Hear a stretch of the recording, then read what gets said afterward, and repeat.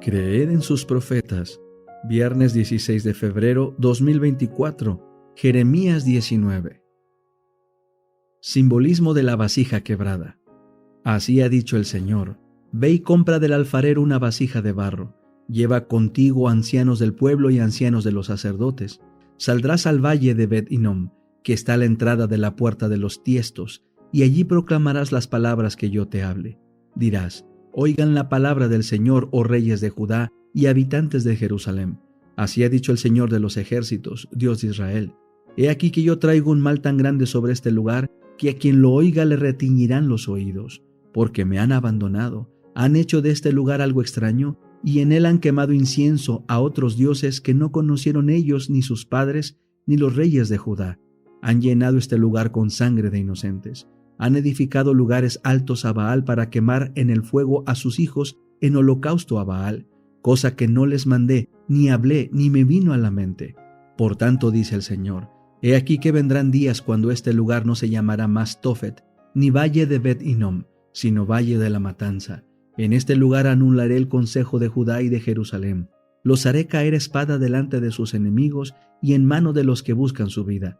Daré sus cadáveres por comida a las aves del cielo y a los animales de la tierra. Convertiré esta ciudad en horror y rechifla. Todo el que pase por ella quedará horrorizado y silbará por causa de todas sus plagas. Los haré comer la carne de sus hijos y la carne de sus hijas. En el asedio y en la angustia con que los angustiarán sus enemigos y los que buscan sus vidas, cada uno comerá la carne de su prójimo. Luego quebrarás la vasija ante los ojos de los hombres que vayan contigo, y les dirás que así ha dicho el Señor de los ejércitos: Así quebrantaré a este pueblo y a esta ciudad, como quien quiebra un vaso de barro que no se puede volver a restaurar. En el Tofet serán sepultados, porque no habrá otro lugar para sepultar. Así haré a este lugar y a sus habitantes, dice el Señor, para convertir esta ciudad como al Tofet. Las casas de Jerusalén y las casas de los reyes de Judá serán inmundas como el lugar del Tofet. Todas las casas sobre cuyos terrados quemaron incienso, y todo el ejército del cielo, y derramaron libaciones a otros dioses. Jeremías profetiza contra Pashur.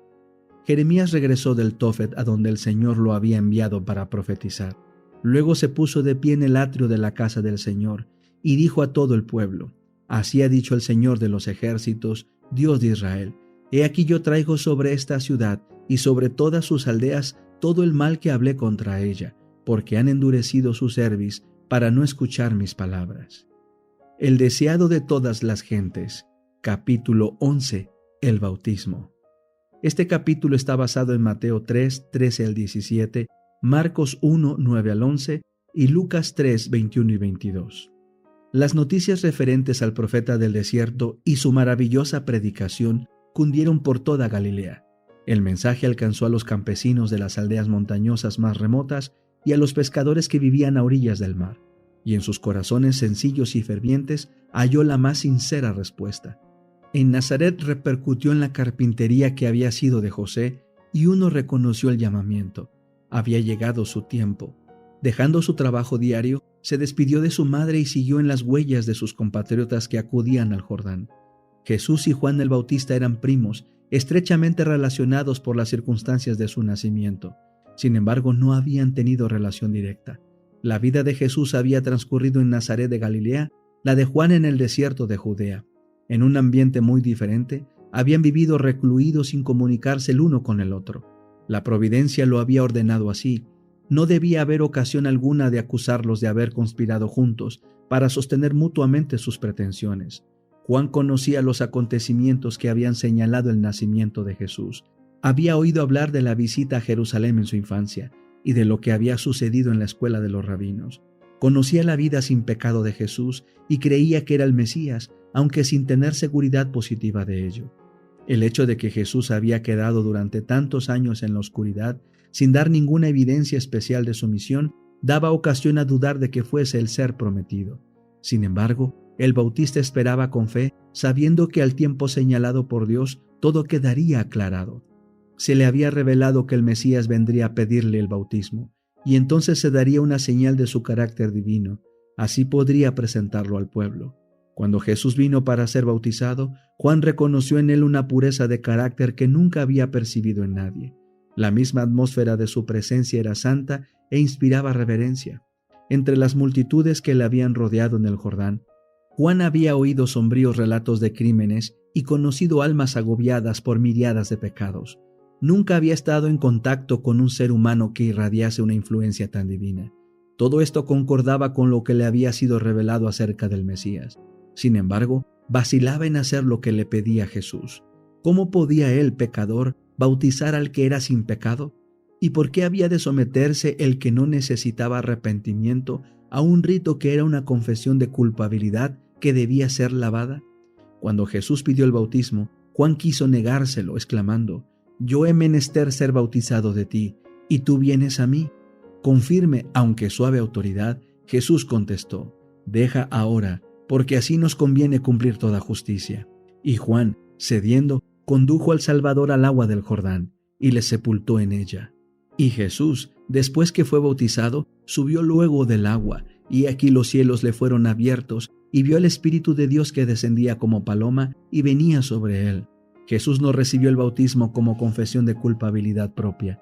Se identificó con los pecadores, dando los pasos que debemos dar y haciendo la obra que debemos hacer. Su vida de sufrimiento y paciente tolerancia después de su bautismo fue también un ejemplo para nosotros. Después de salir del agua, Jesús se arrodilló en oración a orillas del río. Se estaba abriendo ante él una era nueva e importante. De una manera más amplia, estaba entrando en el conflicto de su vida. Aunque era el príncipe de paz, su venida iba a ser como el acto de desenvainar una espada. El reino que había venido a establecer era lo opuesto de lo que los judíos deseaban. El que era el fundamento del ritual y de la economía de Israel iba a ser considerado como su enemigo y destructor. El que había proclamado la ley en el Sinaí iba a ser condenado como transgresor. El que había venido para quebrantar el poder de Satanás sería denunciado como Beelzebú. Nadie en la tierra le había comprendido, y durante su ministerio debía continuar andando solo. Durante toda su vida, su madre y sus hermanos no comprendieron su misión, ni aun sus discípulos le comprendieron. Había morado en la luz eterna, siendo uno con Dios, pero debía pasar en la soledad su vida terrenal. Como uno de nosotros, debía llevar la carga de nuestra culpabilidad y desgracia. El ser sin pecado debía sentir la vergüenza del pecado. El amante de la paz debía habitar con la disensión. La verdad debía morar con la mentira. La pureza con la vileza. Todo el pecado, la discordia y la contaminadora concupiscencia de la transgresión torturaban su espíritu. Debía hollar la senda y llevar la carga solo, sobre aquel que había depuesto su gloria y aceptado la debilidad de la humanidad. Debía descansar la redención del mundo. Él lo veía y sentía todo, pero su propósito permanecía firme. De su brazo dependía la salvación de la especie caída, y extendió su mano para asir la mano del amor omnipotente.